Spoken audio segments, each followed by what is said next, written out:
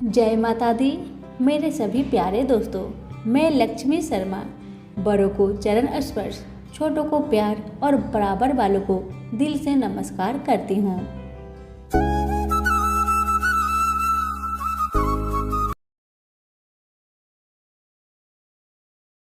आज आप सुनेंगे चौथ माता की कहानी। इस कहानी को हर महीने की चौथ के व्रत के समय कहीं वह सुनी जाती है और इसके बाद गणेश जी की कहानी सुनी जाती है। कथा। एक नगर में एक बूढ़ी माँ रहती थी। वह अपने बेटे की सलामती के लिए हर महीने की चौथ का व्रत करती थी। हर चौथ के दिन बूढ़ी माई पंसारी के पास जाती, थोड़ा सा गुड़ और थोड़ा सा घी लाकर 4 लड्डू बनाती थी। एक अपने बेटे को देती और एक से पूजा करती और एक हाथ कार के लिए निकालती और एक चांद उगने के बाद स्वयं खा लेती थी। एक समय की बात है, एक बार बूढ़ी का बेटा अपने ताई से मिलने गया। ताई ने बैसाखी चौथ का व्रत रखा था। लड़के ने ताई से पूछा, ताई आप कौन सा व्रत कर रही हैं? तब ताई ने बताया, बेटा मैं बैसाखी चौथ व्रत करती हूँ। यह सुनकर लड़का बोला, ताई मेरी माँ तो 12 महीने की हर चौथ की व्रत करती है। यह सुनकर ताई बोली, बेटा तेरी माँ तेरी कमाई से तरमाल खाने के लिए 12 चौथ व्रत करती है। तू परदेश चला जा, अब तुम्हारी माँ एक भी चौथ का व्रत नहीं करेगी। लड़के को लगा कि मेरी ताई ठीक ही कह रही है, मुझे ऐसा ही करना चाहिए। अब ताई की बात मानकर अपने घर आकर लड़के ने माँ से कहा, माँ मैं परदेश जा रहा हूँ, यहाँ तू मेरी कमाई को खाने पीने में ही उड़ा देगी तो मेरे पास बचेगा ही क्या। इसी कारण से मैं परदेश जा रहा हूँ। माँ ने बहुत समझाया, बेटा ऐसी कोई बात नहीं है, लेकिन बेटा कहाँ माना। जब बेटा नहीं माना तो माँ ने कहा, बेटा ले ये चौथ माता की आंखें हैं, इसे तुम अपने पास सलामत से रखना, ये तुम्हारी हर मुसीबत में मदद करेगी। बेटा ने माँ की बात मानकर वह आंखें को अपने झोले में रख लिया और वहां से निकल पड़ा। चलते चलते वह लड़का एक नगर में पहुंचा। उसने देखा कि एक बूढ़ी माई रोई जा रही है, लेकिन रोते रोते पुआ भी बना रही थी। यह देखकर उसे बहुत आश्चर्य हुआ। उसने उस बूढ़ी माई के पास जाकर पूछा, माई तुम क्यों रोए जा रही है और रोते रोते पुआ भी पका रही है? इसका क्या कारण है, मुझे बताओ। लड़के की बात सुन बूढ़ी माँ ने कहा, बेटा इस नगर की पहाड़ी पर एक राक्षस रहता है। पहले वह नगर में आकर कई लोगों को खाने के लिए मार देता था। अब तो राजा हर घर से एक आदमी को दैत्य के पास भेजता है और आज मेरे बेटे की बारी है, इसलिए मैं रोए जा रही हूँ और मेरे बेटे को पुआ बहुत पसंद है, इसी कारण से पुआ बना रही हूँ। लड़का बोला, माई बस यही कारण है, तू चिंता मत कर, तेरी चिंता को मैं दूर करूँगा। तू पुए बना, लेकिन अपने बेटे के लिए नहीं, मेरे लिए। मैं ये पुए खाऊंगा और तेरे बेटे की जगह मैं ही चला जाऊंगा। बूढ़ी माई ने उस लड़के के लिए पुए और खीर बनाकर उस लड़के को खिला दिया और सभी सो गए। रात को राजा के सैनिक आए तो बूढ़ी माई ने उस लड़के को जगाकर सैनिकों के साथ भेजा और उस लड़के को कहा, बेटा चौथ माता तेरी रक्षा करे। अब लड़का सैनिक के साथ चल पड़ा। कुछ दूर जाने पर वह लड़का दैत्य के सामने पहुंचा। अब लड़के को अपनी माँ की बात याद आई कि माँ ने उसे चौथ माता के आंखें दिए थे और माँ ने कहा भी था, ये तुम्हारे मुसीबत में तुम्हारी काम आएगी। बस लड़के ने चौथ माता के नाम लेकर आंखें को दैत्य की तरफ फेंक कर कहा, हे चौथ माता, यदि मेरी माँ मेरी सलामती के लिए व्रत करती है तो दैत्य का सिर कटकर गिर जाए और उसकी मृत्यु हो जाए। लड़के के इतना कहते ही तुरंत ही दैत्य का सर कटकर गिर गया और वह दैत्य वहीं पर तड़प तड़प कर मर गया। लड़का वापस आ गया। राजा ने उसे ढेर सारे उपहार देकर विदा किया। लड़का उस नगर से चलते हुए एक दूसरे नगर में पहुंचा। इस राज्य में आवा तभी पकता था जब एक इंसान की बलि दी जाती थी।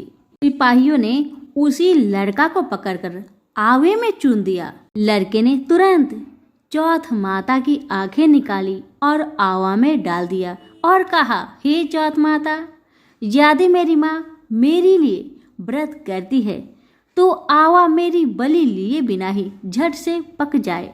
लड़का के इतना कहते ही चौथ माता की कृपा से आवा तुरंत पक गया। आवे में से मिट्टी की जगह सोने चांदी के बर्तन निकलने लगे। जब कुम्हार अंदर से बर्तन निकालने लगा तो लड़का अंदर से बोला, बर्तन धीरे धीरे निकालना, मुझे चोट लग जाएगी। इस तरह से अंदर से आवाज सुनकर कुम्हार बहुत डर गया और राजा से सारी कहानी बताया। राजा ने आवे से उस लड़की को निकलवाया और पूछा, इस आवे में से तुम बच कैसे गए? लड़के ने बताया कि उसकी माँ चौथ माता की व्रत करती है, व्रत के कारण ही वह बच पाया है। राजा को इसका विश्वास नहीं हुआ और उसने एक चांदी की सुराही मंगवाई और कहा कि सुराही की नली से निकलकर तुम दिखाओ, तभी मैं विश्वास करूंगा तुम्हारी बात में सच्चाई है। लड़के ने चौथ माता को याद करके आंखें सुराही में डालकर कहा, हे चौथ माता, मेरी मदद करे, मैं भौरा बनकर इस सुराही से निकल सकूं। लड़का भौरा बनकर सुराही से निकल गया। राजा खुश होकर राजकुमारी की शादी उस लड़के के साथ करवा दी और सभी लोग को चौथ माता का व्रत करने को कहा। अब उस लड़के को अपनी माँ की याद आई। उसने राजा के पास जाकर अपने नगर जाने की इच्छा जाहिर की। राजा ने रथ, घोड़ा, हाथी और खूब सारा दान दहेज देकर उन्हें विदा किया। वह लड़का अपने पत्नी के साथ चौथ माता के दिन अपने नगर पहुंचा। वह अकेला ही पंसारी के यहाँ माँ का इंतजार करने लगा। सोचा, आज चौथ का दिन है तो माँ यहाँ जरूर आएगी। थोड़ी देर बाद लकड़ी टेकती हुई माँ आती हुई दिखाई दी। उसकी माँ की आंखों में जाले आने के कारण कम दिखता था। लड़के ने जानबूझकर अपना पैर लकड़ी में लगा दिया और कहने लगा, बल रे पूत काटी, मेरे पैर की लगा दी। माँ ने अपने बेटे को पहचाना नहीं और कहने लगी, भैया, मुझे चाहे कितनी गाली निकालो पर मेरे बेटे को कुछ मत कहना।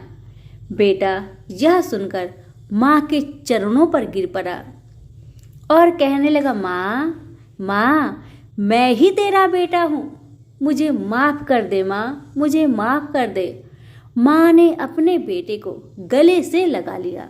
नगर के लोगों ने विश्वास नहीं किया कि वह उसी का बेटा है। बूढ़ी माँ ने चौथ माता को याद करके कहा, हे माता, यदि मैं अपने बेटे के लिए व्रत करती हूँ तो मेरे स्तन में दूध भर जाए और उसकी धार मेरे बेटे के मुंह में गिरे। इतना प्रार्थना करते ही माँ के स्तन से दूध की धार निकलकर बेटे के मुंह में गिरने लगी। लोग चौथ माता की जय जयकार करने लगे। उस नगर के सभी लोग चौथ माता का व्रत करने लगे। हे चौथ माता, जैसे आपने बूढ़ी माँ और उसके बेटे की सहायता की, वैसे हमारी भी करना। कहानी कहने वाले सुनने और हुक्कारा भरने वाले पर अपनी कृपा सदा बनाए रखना। तो सभी प्रेम से बोले चौथ माता की जय हो। अब आइए सुनते हैं गणेश भगवान की कथा। किसी भी पूजा व्रत या कथा के दौरान गणेश जी की कथा सुनना आवश्यक होता है। विघ्नहर्ता गणेश अपने भक्तों की कठिनाई को दूर करते हैं और उन्हें मनोवांछित फल प्रदान करते हैं। विघ्नहर्ता गणेश जी को बुद्धि, विवेक और धन का स्वामी कहा जाता है।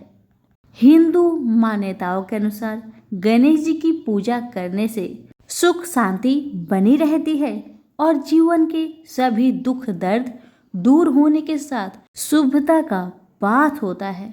भगवान गणेश अपने भक्तों की जिंदगी में आई हुई विपदा को हमेशा के लिए दूर करते हैं और लंबे समय से रुके हुए शुभ कार्य को संपन्न करते हैं।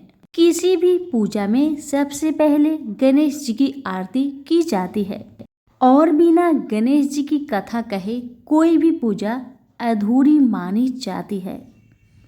आज हम आपके लिए गणेश जी की कथा लेकर आए हैं जो हर एक पूजा में सुना जाता है। पौराणिक कथाओं के अनुसार एक गांव में एक विधवा अपनी बहू के साथ रहती थी। उसकी बहू मंद बुद्धि वाली थी जो अपनी भूख बर्दाश्त नहीं कर पाती थी और हमेशा खाने के लिए उतारू रहती थी। वह सबसे पहले उठकर खाना खाती थी, फिर घर के बाकी काम किया करती थी।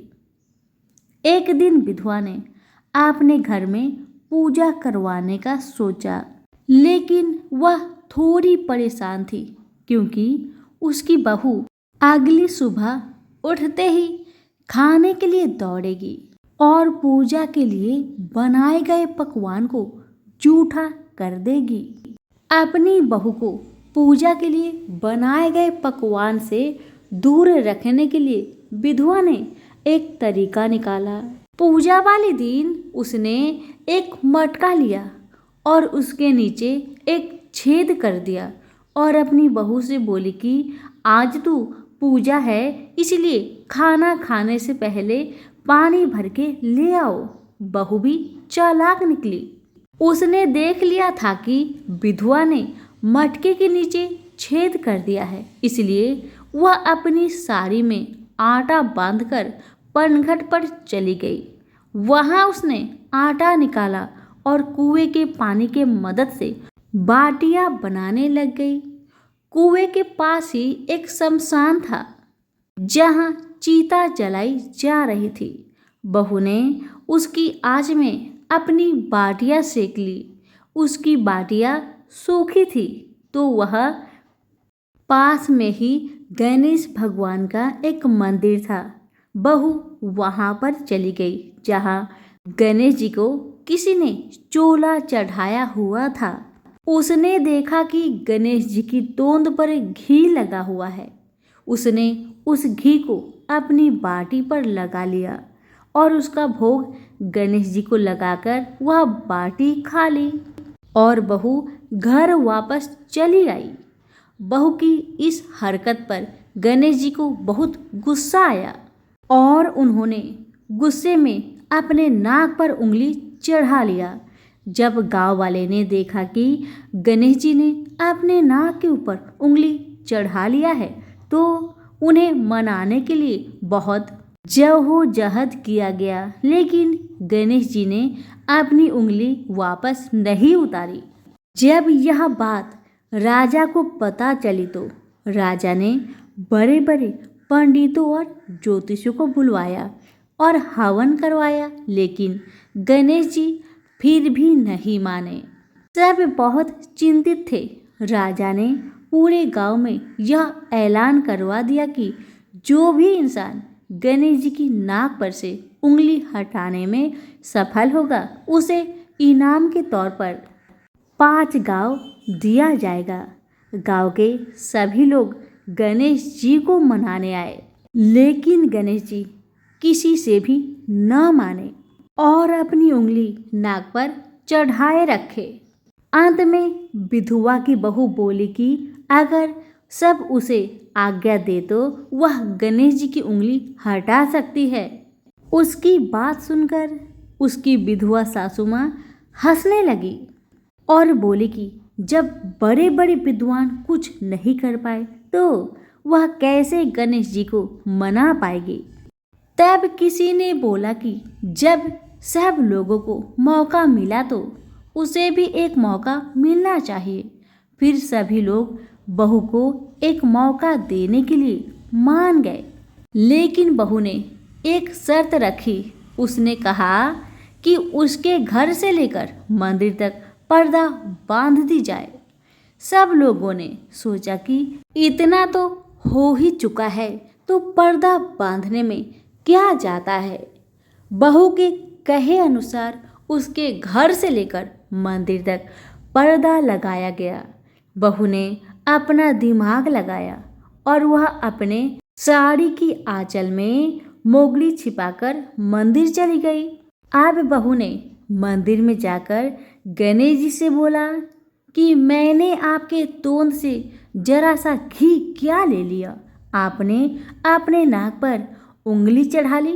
अब आप नाक पर से उंगली हटाइए या दूं एक मोगरी की, अभी आपके टुकड़े टुकड़े हो जाएंगे। बहू की यह चेतावनी सुनकर गणेश जी थोड़ा डर गए और उन्होंने सोचा कि यह तो पूरी पागल है, कहीं सच में यह मुझे मोगरी न मार दे। अब तो गणेश जी ने बिना सोचे समझे अपनी नाक पर से उंगली हटा ली, जिसे देखकर गांव वाले बहुत खुश हो गए और बहू का जय जयकार करने लगे। राजा के ऐलान के मुताबिक बहू को 5 गांव इनाम में दिए गए। यह कथा सुनकर लोग गणेश भगवान से यह मांगते हैं कि वह भी उस बहू की तरह सबकी बात मान जाए और उनकी सभी मनोकामनाएं पूरी करे। तो प्रेम से बोलिए गणेश महाराज की जय हो। कथा अच्छी लगे तो लाइक शेयर करना बिल्कुल ना भूले। धन्यवाद।